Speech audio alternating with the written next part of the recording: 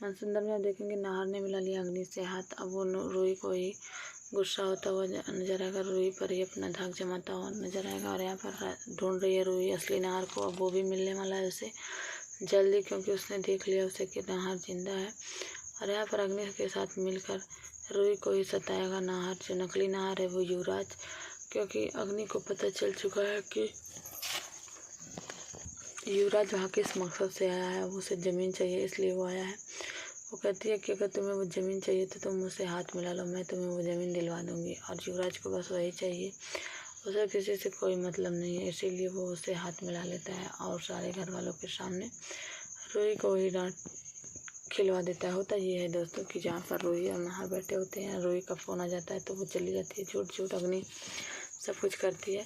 तभी वहाँ पर युवराज भी वहाँ से चला जाता है और वहाँ पर रूहान को अकेला पाकर अग्नि जो है उसे बाथरूम में बंद कर देती है। उसके बाद ढूंढते ढूंढते जब वो बाथरूम में मिलता है, सारे घर वाले रूहान को ढूंढते हैं, नहीं मिलता है तो जाकर बाथरूम में देखते हैं तो वो वहीं पर होता है।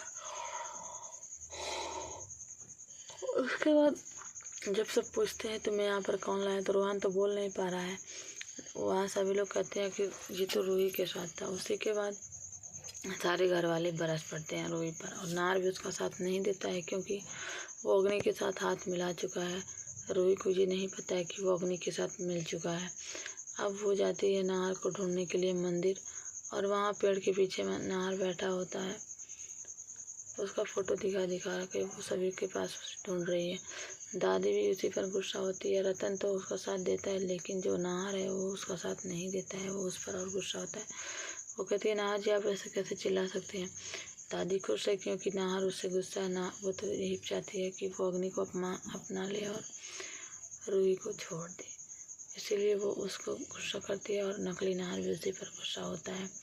वो कहता है हमारे बीच तो रूहान को लेकर बात ही नहीं हुई, तुम इतना लापरवाही कैसे कर सकती हो। तो यहाँ पर रूही बहुत रोती है और उसका साथ कोई नहीं देता सिवाय जूही की। जूही बस उसका साथ देती है। सारे लोग उसी को डांटने में लगे होते हैं।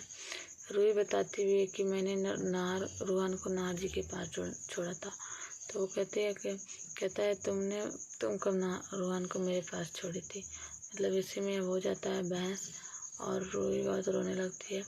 अब वो असली नाहर को ढूंढ कर लाएगी। जल्दी नकली नाहर का पत्ता साफ होने वाला है, लेकिन अग्नि जो है वो अपने झारखतों से बाज नहीं आ रही। वो बच्चे को भी नहीं छोड़ रही, क्योंकि वो उसकी माँ है, तब भी वो उसे नहीं छोड़ रही है और उसका साथ बिल्कुल भी नहीं दे रही है।